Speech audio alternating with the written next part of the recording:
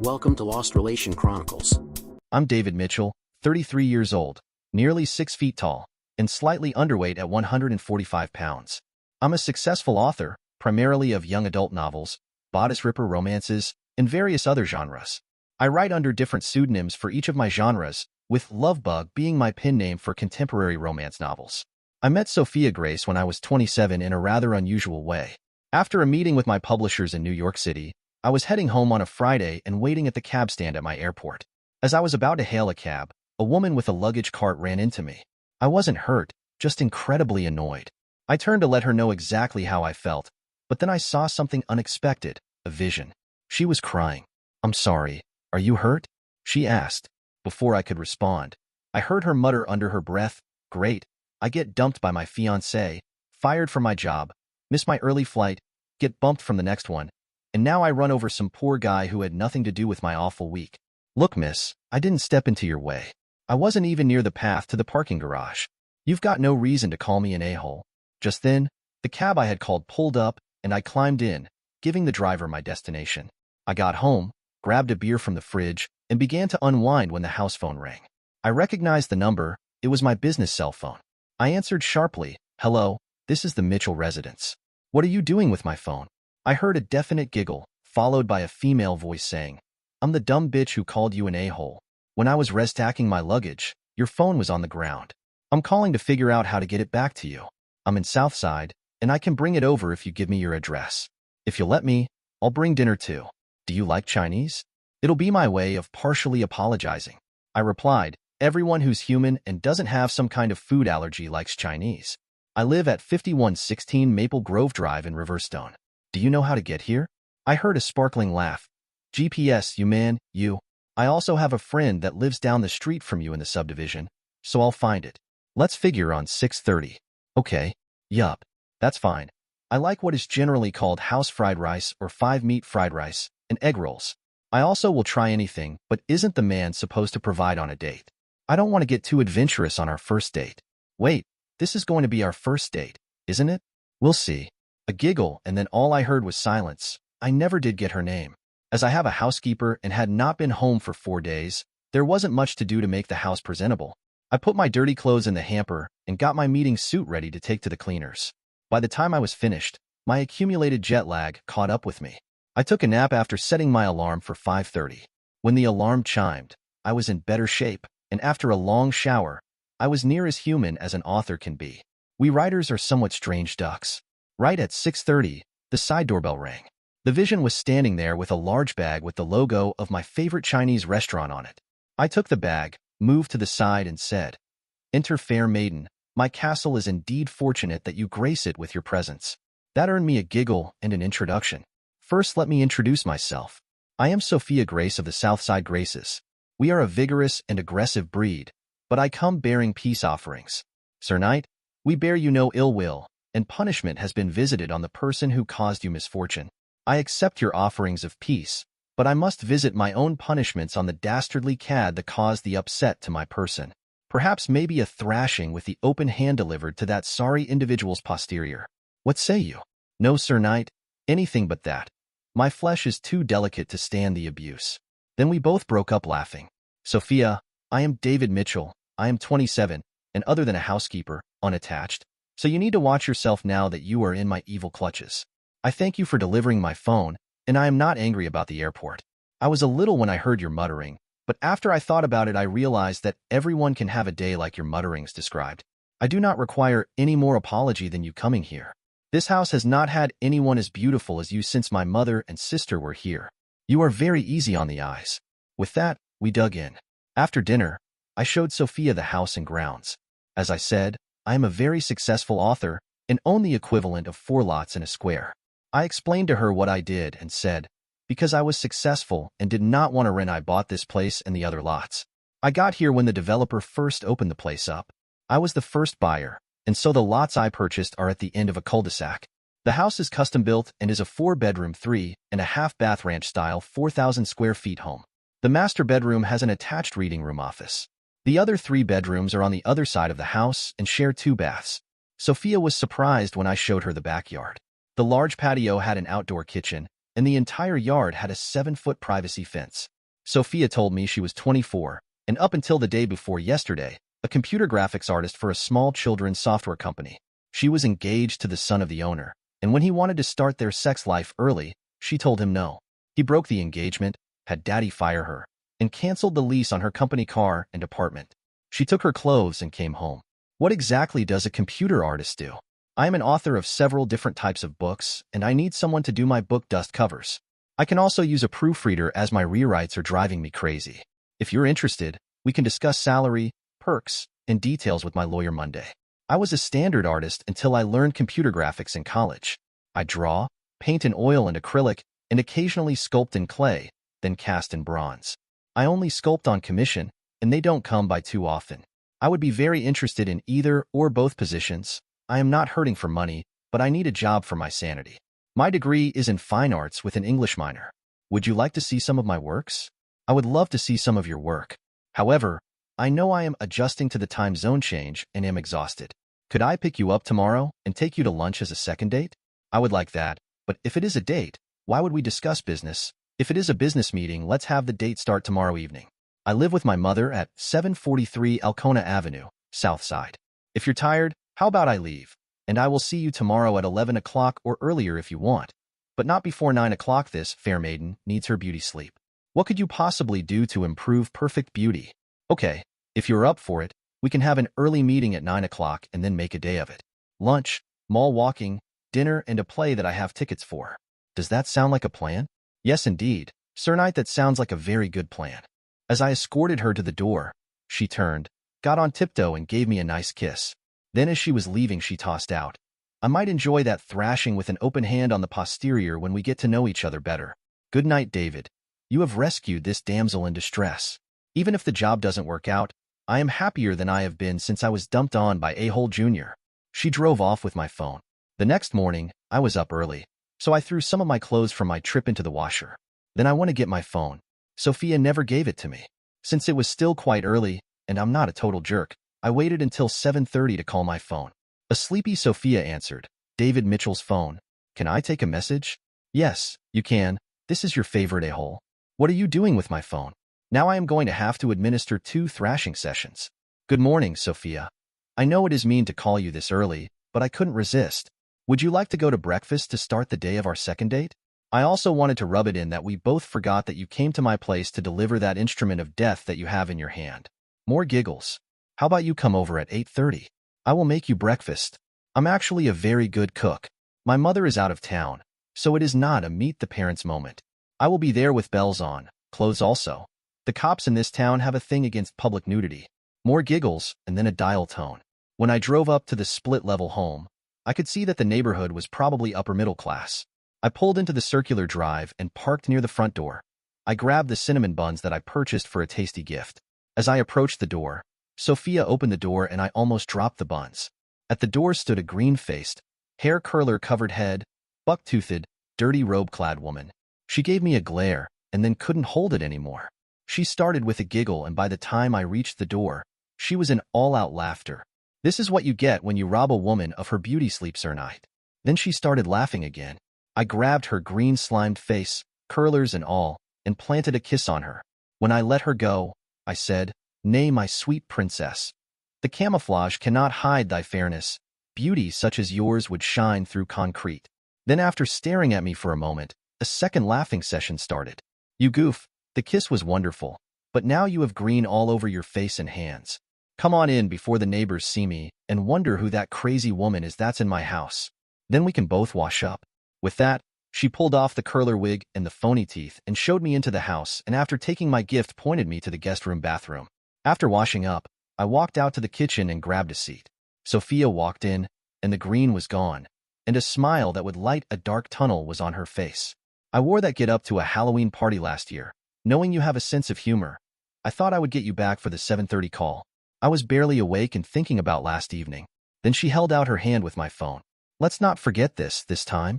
Now, do you want to conduct business and call breakfast a business meeting, or have lunch somewhere and use that as the meeting? Business breakfast, then you must face the open-handed thrashing or buy me lunch. Your choice. I laughed at the horror-stricken face, so I went on. The thrashings will only be 20 lashes open-handed on the bare posterior, and you are only required to submit to 2.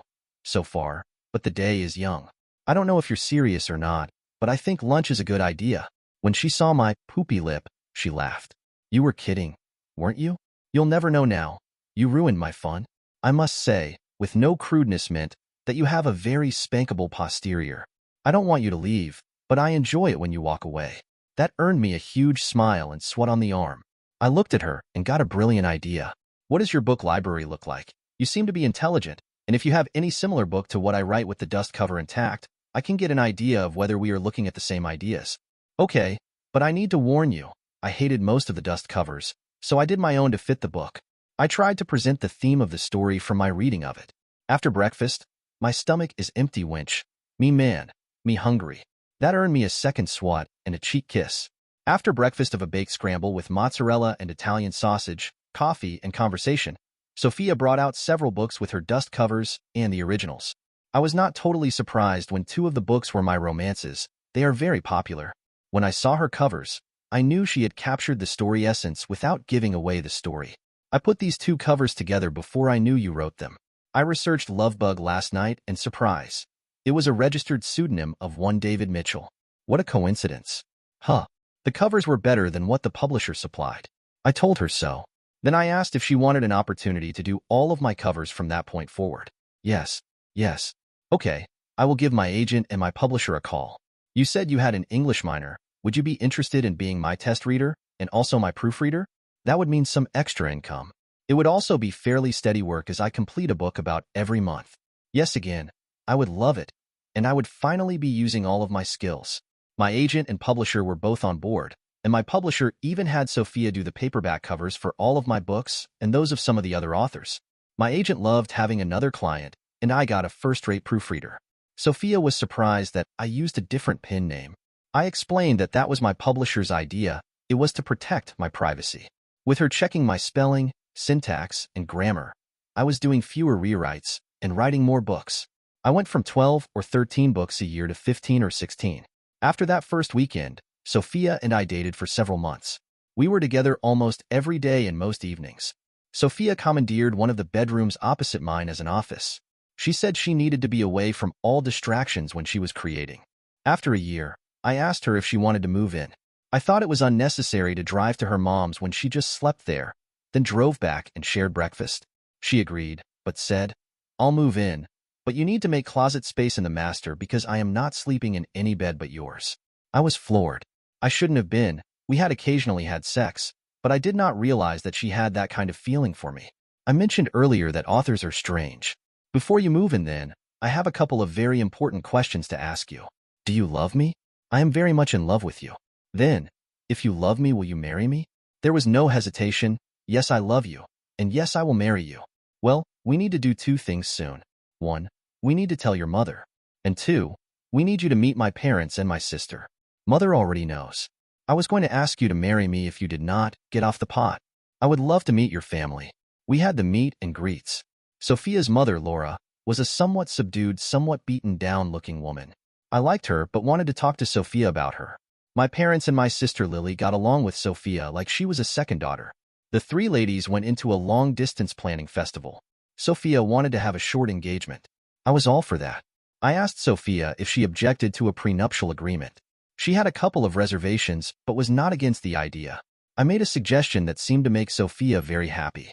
I suggested that we each contribute a fixed amount to a joint account and anything above that was ours to use as desired or not.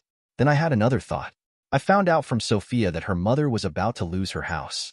I asked Sophia if she would have an objection to me offering her the housekeeper job. My current housekeeper wanted to leave, and I had 2 available bedrooms so she could live without worrying about living arrangements. I would buy her house and rent it out. That earned me an unbelievable kiss and an exhausting night. The wedding was great, and we honeymooned in Hawaii. We only spent a single day on the beach. The rest of the time was spent exploring the rainforest, Mauna Loa, and a trip to Molokai to study the history of the leper colony. After the visit, I thought I might get a book out of it. Instead, I got a fictional young adult series of 7 books that covered the colony and some of the families that came and lived with the patients. That series was my best work in my opinion. Sophia decided that she would accept outside commissions for her art. She would still do my covers, and the covers of several other authors, but she thought I should get a different proofreader. She even had a candidate in mind. My sister Lily had graduated from college. She had done a stint in the military before starting, so she was a non-traditional student. She also did not have any student loans to pay off. Her major was secondary education, with a minor in English composition. She had 1 year of teaching 15 and 16-year-old mommy's little darlings and decided that she was not a professional babysitter. The system was glad to have her leave, as more than half of her students did not pass her course. Lily took over the last of the bedrooms and was a stern taskmaster on my writing, but my number of rewrites decreased some more to less than one per book. I was happy, Sophia was happy, and Lily was ecstatic. Laura was now a very pleased and proud den mother of 3 adult children. Lily and I were officially unofficial adoptees. Things went along great for the next 2 years when my agent told me that a movie company was interested in the Leper Colony series. I had to go to New York City for preliminary negotiations, and after a week away from Sophia and my happy menagerie, I was ready to shoot someone. These idiots from the movie company thought that enough money thrown at me would make me roll over and kiss their butts. That did not happen. The second Monday meeting was a revelation for the movie people. It was short and sweet. I said no and caught a plane home. My agent called me the following Wednesday and said, "Those a-holes asked when they could set up the next meetings. They did not understand that if they did not change their position and their demands, there would be no additional meetings." He continued, "I explained that you had total control of all rights to anything you wrote. They even offered me a bribe to lie to you to get the contract signed. That was when I escorted them out of my building. The building that your money built. If it wasn't for you as my base client, all of the other authors I handle would leave." Hollywood must have wised up. A month later, an entirely different team came to me and paid to have my agent come to town also. This time we settled everything in one day. That is except for the legal language. That would never be settled without a few hundred billable hours. The basics of the deal were that I had total script control and veto power over any sexually suggestive scenes. It was my intention that the entire series would have a PG rating. It was written for young adults after all. I was also paid a small armored car full of $100 bills for the movie rights. My tax bill that year was almost as much as the village government's budget where my house was located. The shooting schedule for the first movie was coming quickly, and the movie people wanted me on site for the first couple of months. Of course, they would not be filming on Molokai. They had to go to a couple of Central American countries and make them look like they were islands. I was not happy, Sophia was not happy, and I stayed exactly 1 week and shut the project down. Hollywood was not happy, especially when I informed them that the director insisted that full nudity and simulated sex were on his agenda. He was fired, and they started again, but without me on site. They sent me the scripts and script changes. The new director was so afraid I would get him fired that he did not want me on set. That was fine with me. Sophia was doing gangbusters business, and her sculpting commissions had over a 2-year wait. She had more work than she could do out of a converted bedroom, and I had more money than God. So I bought an old out-of-business art gallery and leased it to her for $100 a month. That earned me a lot of love. Things were fine for a couple of months, and then Sophia started spending more and more time at the studio. The big fly in the ointment showed up about 6 months after she started to work in her new studio. It came in the form of a male model that was hired for, of all things, one of my romance book covers. Darren Fields was 6 feet 3 inches tall and a Fabio wannabe. He was good-looking and knew it. He also had enough ego for an entire Chippendale dance troupe. At the barbecue, I heard Sophia and Lily talking about Darren. What I heard was Sophia planning to explore and Lily encouraging. They were both very drunk. Lily loudly said that man is such a hunk. If you can keep my naive idiot of a brother from finding out, I say screw the hunk and have a good time. Sophia was just as loud and said, "I'm so tempted if I knew that David would never find out I would be naked and spread in a heartbeat." They were both on their way to drunk, but that was no excuse. Drunk lowers inhibitions, not planting ideas. I left the party and went and shut myself in the bedroom office and locked the door. I noticed I had been crying. When I had set the office up, I had as the first piece of furniture installed a fold-out day bed. My reasoning was that if I was on a roll with a story, I did not want to leave the office. I loved those two women as much as I like living. I cried for a while. Hey, I wrote romance novels. I decided that I would not sleep in the same bed as the traitorous bitch of a wife. Even thinking of cheating was cheating in my book. I decided to write 2 letters. The first would be to my ex-sister.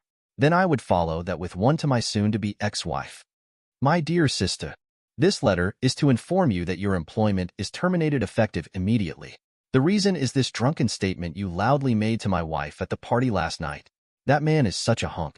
If you can keep my naive idiot of a brother from finding out, I say screw the hunk and have a good time. Because of that statement, you have shown me you no longer have your employer's best interest as your primary concern. I will not be disrespected, and when a sibling plots against another sibling, they are no longer related. You are hereby notified that you have 10 days to leave this rent-free house. You are to take only your personal possessions. You may not remove any item, written or electronically stored that pertains to my copyrights. That includes books, manuscripts, movie scripts, and written outlines. This is also to inform you that as you are a backstabbing bitch, I no longer consider you my sister. I am sending a copy of this letter to my mother, and also including it in your personnel file and to my lawyer. Sincerely, your ex-brother, David Mitchell. I printed 3 copies, signed them, and placed one under Lily's bedroom door, and drove to a mailbox and dropped the other's address to my mother and lawyer in it. I then drove around for a couple of hours. I got back to the house, and the ladies had apparently decided to look for me. My office door was open, and so was the bedroom door, and the ladies were both fully clothed sleeping on the bed. The letter to my wife was just as nasty. Sophia Grace Mitchell, you had quite a party last night. I specifically asked you and Lily not to serve any alcohol at the party. You did anyway. After overhearing 2 drunken women talking loudly, I left the party. In case you did not notice, last night I did not sleep in the marriage bed. I will not be sleeping in that bed again. In case you don't remember the conversation, it was about Darren, your Fabio wannabe. You 2 were discussing how you wanted to have sex with him, and Lily was encouraging you. Your exact words were, "I'm so tempted if I knew that David would never find out I would be naked and spread in a heartbeat." Well, this letter and the enclosed wedding ring are your permission to explore. As Jimmy Carter noted, lust in the heart is still cheating. All I ask is that you have the decency to move out before you explore and drop the Mitchell from your name. First thing Monday, I am filing for divorce. You will have to move anyway, as the house is mine. You might want to talk to my ex-sister about living arrangements as she is unemployed and has lost her residence. I will also be strictly enforcing the prenuptial agreement. I will not be disrespected by you, my ex-sister, or that a-hole of a model who knows you are married to me. I am going to go to New York Sunday morning, and on Monday I will have your contracts for my book covers to end with those books that have not gone to press yet. I do not know when you stopped respecting me, but it hurt me more than you can understand. Not only were you plotting to cheat on me, but you were also doing it loudly, in my house, in front of neighbors, in front of friends, and people important to my profession, and with my ex-sister. Maybe I am, as my ex-sister put it, naive and an idiot, but I am a person. One who stated in front of God and community to forsake all others. Do you perhaps not remember that you said the same thing in front of the same audience? I must try to get some sleep as I need to leave as soon as I can tomorrow. You will not communicate with me except through my attorney until the divorce is final. I really did, and probably still love you. But the hurt you caused last night will not let me let it go by. I do hope you can find a life that makes you happy. I was obviously not the one and not the one enough. Your soon-to-be ex-husband, David Mitchell. P.S. Enclosed is the wedding ring you placed on my finger. It may be a little bent and have some cracks, but it must have been a good quality one because I could not break it. I don't need it anymore. I had taken a hammer to the ring and placed it and the letter in an envelope. Then I placed the envelope on Sophia's toothbrush holder. I also printed a copy to take to my agent and one for my lawyer. My coffee is cold now. I have reservations for a flight and a cab in an hour. I have packed just enough for the rest of the weekend. I will buy what I need in New York. The ladies haven't stirred yet, so I think I will go out front and wait. I do not want to hear excuses or the lies that it was just talking. I don't know where this will go, but it will go on, and I will survive. Let's check the story from Sophia's side. I woke up fully dressed on my bed next to my sister-in-law. I had a drum and bugle corps wearing steel-soled boots marching through my head. I also thought they had walked through a pile of dog crap before they walked through my mouth to my brain. Lily and I had gotten drunk at the party last night and had a great time talking trash about the gorgeous model, Darren Fields, I am working with. Now the pain was reminding me of some of the cost of that fun. I say some of the cost because as I was reaching for my toothbrush, I saw the envelope. I opened the envelope and a smashed ring fell out. I saw what ring it was and vomited into the sink. I realized that the letter was from my husband, and when I read it, I was devastated. I had been drunk, stupid, and arrogant. Now I am well on my way to being alone. Then I looked again at the destroyed wedding ring in an envelope, placed where I would find it when I woke up. The destroyed wedding ring pointed to my life going forward as not being good news. When I stopped crying, I felt hands on my shoulders. Lily was asking what was wrong. I showed her the ring and the letter. She read the letter, and when she got to the first ex-sister part, she gasped and started crying herself. What have we done? I did not know David could hear us. It was just girl talk. Lily said, we would never have gone through with it. I said, David doesn't know that, and neither do all the people at the party. David was almost 20 feet away, so we must have been very loud. What am I going to do? Lily stopped crying and finished reading the letter. This letter says David is kicking me out and I'm fired. We need to find him and talk to him. We need to let him know that you would not do what we talked about. She hesitated. You wouldn't, would you? I could not answer, but the guilt must have shown on my face. I had all of the thoughts that we had, apparently loudly, talked about last night. You would have, wouldn't you? I could only nod. I love David with all my heart and soul, but that man is undeniably charming. Every time I see him, he has a way of catching my attention. I'm not sure how I'd handle it if he seriously pursued me, but for now, it's just harmless flirting. Then I remembered what David had written about no longer doing his covers. Oh, shit. I'm going to have to fire Darren and all of my staff because David is going to cancel my book cover contract. Lily looked at me like I had a third eye. You're worried about that eye candy and your staff when your husband is going to divorce you? You are indeed an arrogant bitch if that is your first thought. You really can't love David that much if money is your first thought. Damn it, you're right. I need to get to New York and be at the publisher's office when David gets there. Maybe I can get down on my hands and knees and crawl through broken glass to beg for a chance to make this right. Lily left the master suite and headed to her room. About 30 seconds later, I heard her running back screaming. No, I got a letter too. Please don't let it be as bad as yours. Then she was back with the unopened letter. She opened the letter with shaking hands.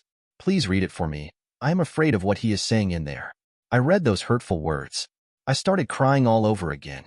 I handed her the letter and went to finish getting cleaned up and dressed. When I came out of the bath, Lily was no longer in the room. The letter was on the floor. I picked it up and put it on my makeup desk with the bent ring and my letter. I grabbed the phone and called the hotel that I stayed at the last time I was in New York. I made open-ended reservations for Sunday night through at least Thursday. Then I called the airlines and bought a round-trip first-class ticket to New York on the first available flight. I went into the kitchen and saw David's favorite coffee cup on the deck table. I went and retrieved it. I emptied the half-empty cup and started crying again. My love had not even finished half a cup before it went cold. I heard noises coming from the guest side of the house, and so after I started the coffee and put a couple of microwavable breakfasts to cook, I went to see how Lily was doing. When I got to her bedroom door, I saw that she was packing. I went in and asked her to stop for a second. Lily, please don't pack yet. I'm going to New York today to see if David will talk to me. If he will, I am going to beg as I said, and if he will listen, apologize profusely and abjectly, and try to save my marriage. Besides, David's letter said 10 days, and you will need at least a couple of days to find a place if you need it. She stopped, looked at me, and started crying again. I love my brother, and I don't know how I am ever going to make it up to him for my stupidity. I am sorry I said what I said. I don't even remember saying it. I just remember us giggling like 6-year-olds as we went into your bedroom. What can I do to help you get him back? As I was packing, I spotted the letters and the damaged ring. I went into my jeweler box and got a 16 plain gold neck chain. I threaded the ring on it and put it around my neck. On the plane, I went over all of the things that led up to the drunken debacle. Work was very stressful, with the sexual undertones that I was feeling towards Darren Fields, a model I hired for one of my book cover projects. Darren is an absolute hunk with long black hair, 6 feet 3 inches tall, probably 225 pounds. He has never crossed any boundaries into actual flirting, but I wasn't joking when I told Lily that I feel an undeniable attraction whenever we work together. I honestly don't know how I'd react if he ever made a serious move. Don't misunderstand. I love David, and if it were anyone else, there would not even be a temptation. David is a wonderful, caring, loving man and a great husband. It's just that our sex life has become routine. There is no spark, and I don't understand where that spark went, or what caused it to be destroyed. As I was wool gathering about what happened, I realized that David had done nothing to kill the spark. When I moved my work out of the house, I started to use work as an excuse to stay away from David. I did not have to spend 10 to 12 hours at the studio. My book cover work can be done at home. My sculpting can be done when the inspiration hits. I also realized that since I moved my work out of the house, I have not been responding to David as a loving wife. I have not instituted sex, and sometimes I have just allowed him to screw me, with no response from me. Even if I can't convince David to come back, I will pay Darren off and find someone else for the cover. Hell, I usually do a cover in 4 or 5 days. This cover with Darren is over 3 weeks along, and I am not even sure it is good quality work. David has a right to be angry. I was no closer to deciding what to do as the plane is descending down to land. Monday morning, I was in the publisher's office. I did not sleep well last night. The hotel desk clerk tried to play some games, and I had to call the hotel manager and tell him what was going on. I finally got an upgrade, and the desk clerk was dressed down in front of me and the rest of the desk staff. I got into the office as soon as it opened. I told the receptionist that I was waiting for my husband, who said he was going to be here today. About 2:30, I began to worry that David was not going to show up today. I called Lily and asked if David had called her. She said no, and when she tried to call him, his phone rang in the office bathroom counter. We talked for a couple of minutes, and I ended the call. The offices closed at 5 o'clock. David never showed up. I went back to the hotel and spent another restless evening. I kept my cell phone on, even on the charger.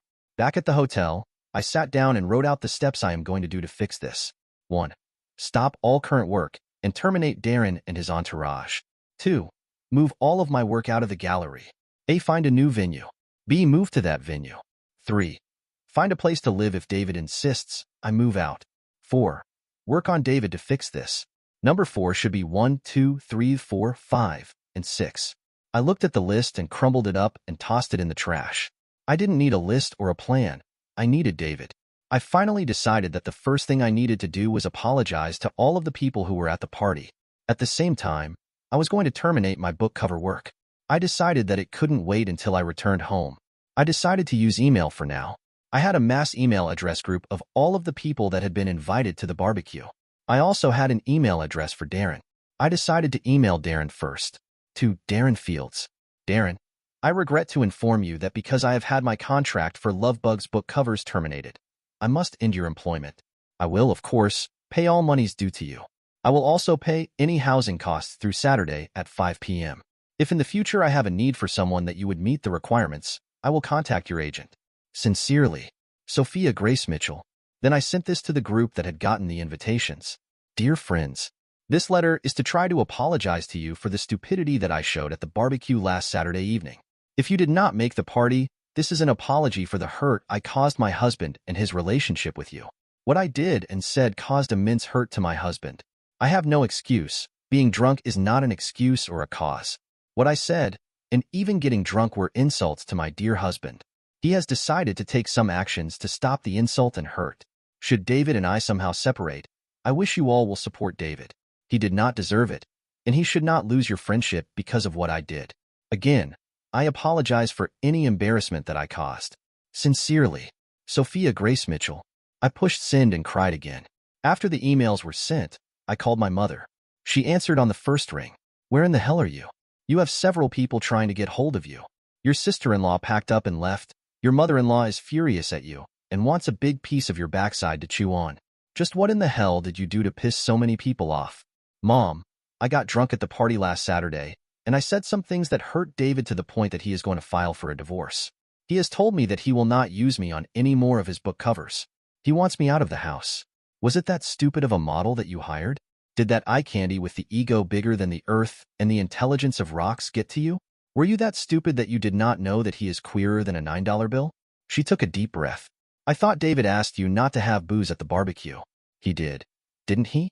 Yes, to all of your questions except that I did not know Darren is gay. I continued. If David should call, please have him call me. I need to do some major, sincere groveling to try and save my marriage. I'm to the point now that I don't care about the covers or the sculpture commissions. I just want David, the only man I have ever loved, back. Well, if he calls, I will give him the message, but you had better be ready to kiss his butt for the next 100 years if what you said caused as much damage as you say it did. Then she ended the call. Great. Now I have pissed my mother off. Just then, my email notification ring went crazy. I received return emails from almost all of the guests. None of them were neutral, and only one was positive. Most of them gave me hell for hurting a good man and telling me he left the party in tears. Some of them asked me to refrain from contacting them as they wanted nothing to do with a selfish, hurtful bitch. The one positive was from an a-hole man who asked to get together and rock my world. He didn't mention his wife or kids. All in all, it was about what I expected, except there was no response from David. I closed my laptop and went into the bathroom to shower and get ready for bed. Once in bed, I couldn't sleep. I tossed and turned, cried and sulked until about 4 a.m. when I must have dozed. I was up at 7 and dressed and ready to return to David's publisher's office. At 8 o'clock, I hailed a cab. At 9 o'clock on the nose, I was in the same chair. This time, I brought my laptop. When I turned the laptop on, the email ring came on too. It was Darren. Sophia, I talked to your husband about my contract. He told me why you are losing your contract. As you are losing it through no fault of mine, I will sue for complete payment unless you agree to pay the entire fee. Darren. Well, if that did not suck eggs. There was still no word from David. About 11:30, I started to get worried. I finally asked to see David's publisher. I was shown into her office. Isabel DuPont had been David's publisher since he wrote his first book. She was and is a no-nonsense lady. She looked up from her desk and asked, "What can I do for you, Miss Grace?" Her words cut me to the quick. "I'm Mrs. Mitchell, and you know it. I would like to know what my status with this company and my author contracts." "You bitch. You forget yourself, Miss Grace. If you were at home today, you have received FedEx overnight envelope containing a check for your remaining contract obligations. We do not need, nor do we want, any more covers from you for David's work. As to your individual author contracts, we have informed all of our authors that they will be required to honor or buy out those contracts. Now, unless we have any more business, you may leave. One last thing. I was standing right next to David when you opened your stupid mouth and destroyed a very good man. I will do no more business with you ever." I got up and left. I was defeated. David must have completed his business over the phone. I left for the hotel to pack. As I was packing, my email rang again. This time it was David. "Sophia, I accept your apology. That does not change the fact that you publicly disrespected me and even went so far as to say very loudly that if I would not find out, you would cheat on me. As I said, I accept your apology, but just being sorry is not enough. I was at Keith Anderson's office today. As you know, as you use him too, he is an entertainment lawyer.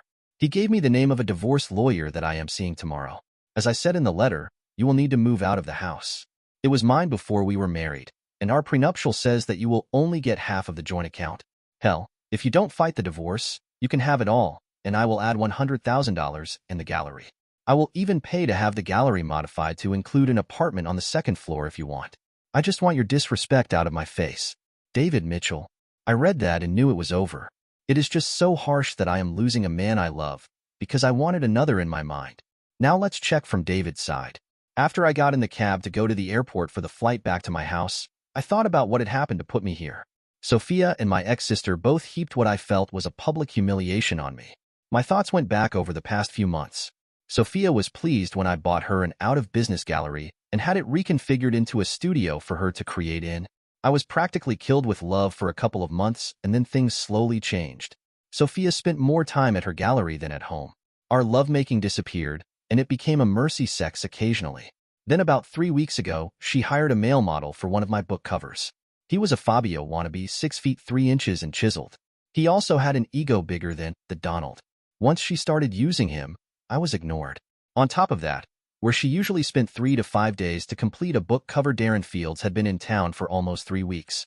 I asked about the cover, and every time I got still working on it. Then this past weekend I was hosting a Saturday night barbecue for friends, family, and professional associates, including my publisher and my literary agent. I was asked by my loving wife if Darren was invited. I said, no, not only no, but hell no. Then I politely asked my loving wife and my supportive sister to not have any alcohol at the party.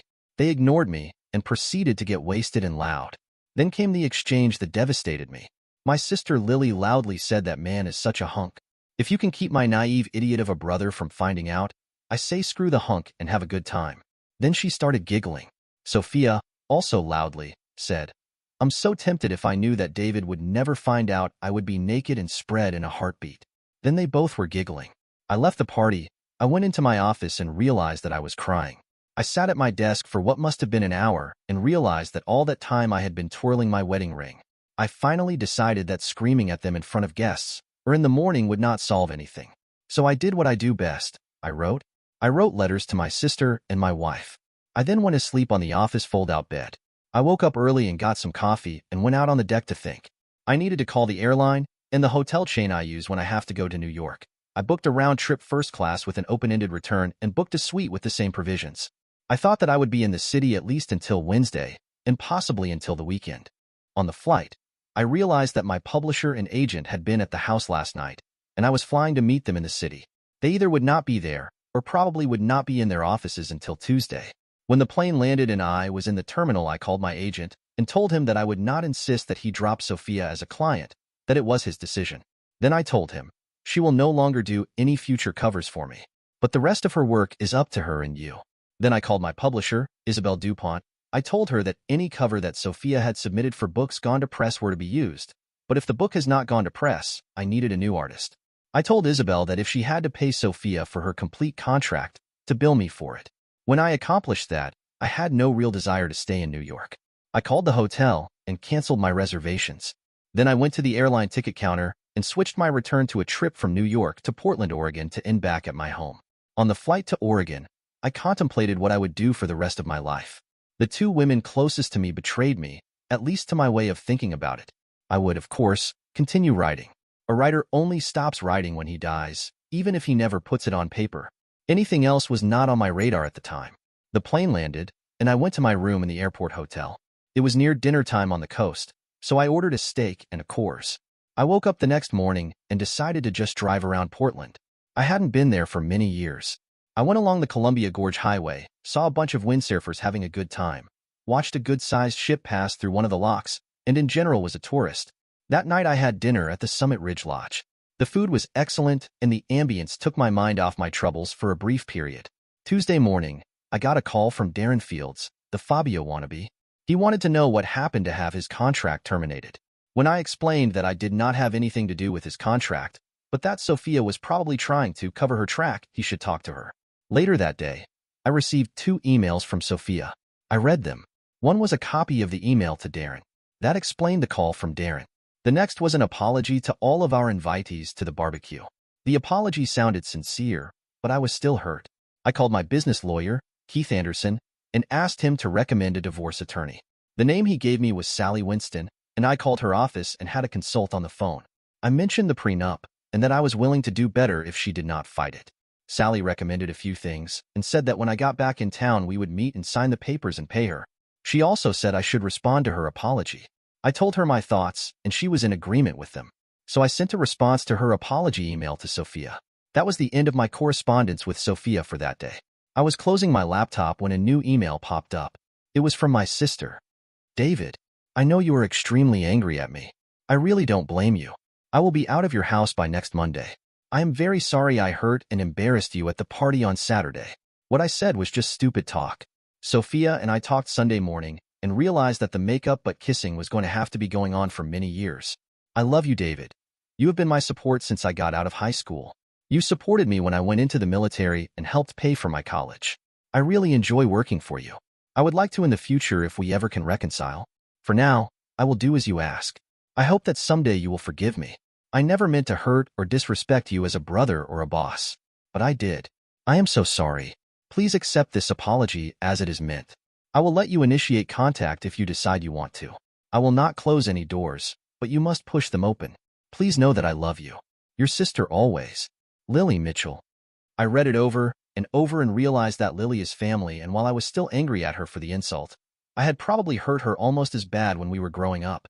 I responded, Lily, I accept your apology, and I forgive you. You are my sister whether I am mad at you or not. Believe me, I am mad at you. Now that that is out of the way, I still want you out of the house. I also meant what I said about you being terminated as my proofreader. I think we were probably too close together for too much time each day. I love you, but after what you said, I don't like you too much right now. I suspect that at some time I will get over it.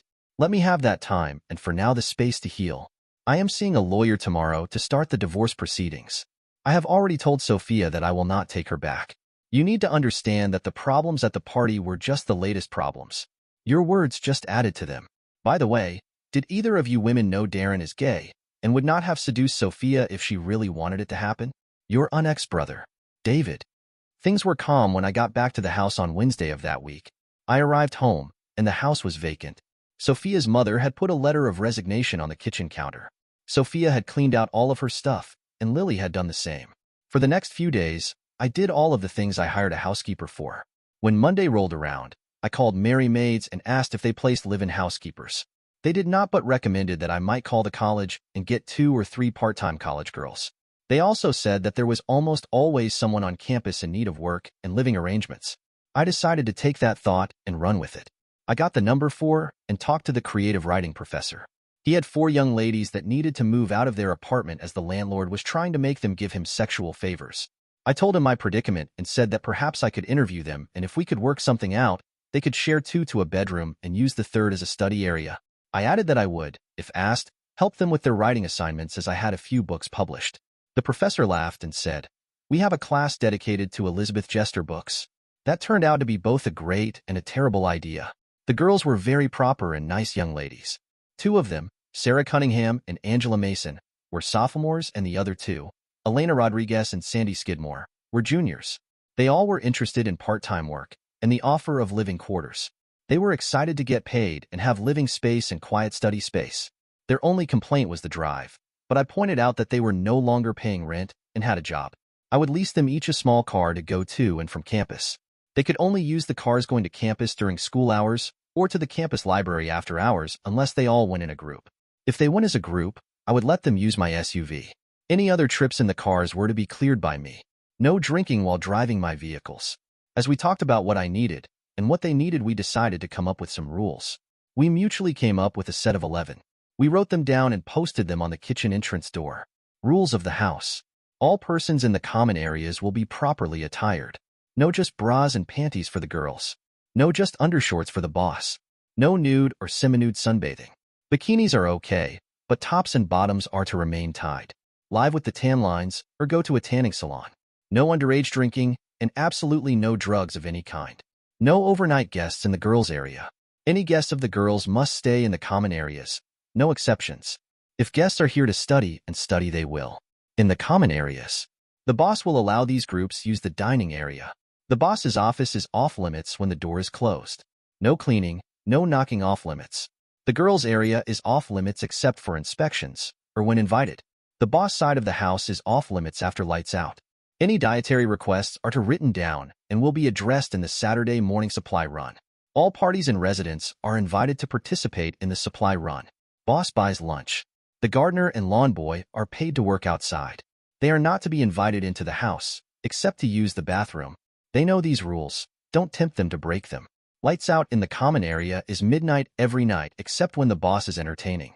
Violations of these rules will cause the offending party to lose any common area privileges for 1 month. Any drugs or underage drinking mean eviction. When the boss is entertaining, the girls may join in or not as they wish. Proper decorum and attire will be enforced. The girls' wing will be off limits to all partygoers. They were happy with the rules. Sophia decided to fight the divorce. She also refused to leave the gallery when I served her an eviction notice. Even at $100 a month, she was 3 months behind. I told the utility companies that as I was no longer supporting the building, the utilities were to be shut off and a final bill sent to my accountant. Then I put a realtor sign on the building. Sophia was not happy. She came over to the house one afternoon when the girls were on the deck sunbathing. I had not changed the locks. She walked in just as Sarah was getting iced tea for all of them. Sophia screamed at Sarah, "Who in the hell are you, and what are you doing dressed like that in my house?" I heard the noise and came out of the office. "Sophia, shut up. This is not now, nor has it ever been your house. These girls live here during the school year. Now if you want a civil discussion, sit down and leave my housekeepers alone." She was visibly shaken by my rant. She slid into one of the dining area chairs. I went outside and apologized to the girls. Sarah was crying. I took her hand and led her back to Sophia. "You have 15 seconds to apologize to this young lady. She is here with my permission. You have again let your mouth overrule your brain. After you apologize, get your butt out of that chair and out of my building downtown. Your 15 seconds starts now." Sophia looked like I had slapped her. She dropped her house and gallery keys on the table and left. That day I called my lawyer and told her to take all but the prenup off the table and to demand that Sophia sign within 15 days, or we go to court. She had the signed papers within a week. I took the girls down to the gallery to look the place over. There was nothing wrong or dirty with the place. There was, of course, some dust, but apparently no one had been in the place for days. I talked to the girls and told them that as I really did not need this place. I then asked their opinion of the idea of converting it to apartments for off-campus housing. I explained that I would have at least one resident manager, probably a married couple. With the rest of the space, I could create 6 two-bedroom apartments. We decided to work with the college and the city council. The college was all for it. I went with my designs and got city council approval. The build-out was finished by the start of the next school year, and I found a local young married couple to be my live-in managers. The husband was unemployed and a very good handyman, so I made him the maintenance man. The kids loved the apartments. They were nice, cheap, and had dedicated study areas. The divorce was finalized, and Sophia never took her half of the joint account. It took nearly a year, but Lily and I eventually met again. By then, she had started writing as well, with 2 novels finished and published. She also quit drinking. The meeting was amicable, but the brotherly love I had for her was gone. It was more of a courtesy meeting than 2 siblings meeting. We had a coffee and later walked our own ways. Now, I know where my life is headed. I'm helping a lot of kids, my sister is happy, and I'm managing just fine. Dear listeners, please share your thoughts in the comments section below and don't forget to like, share, and subscribe.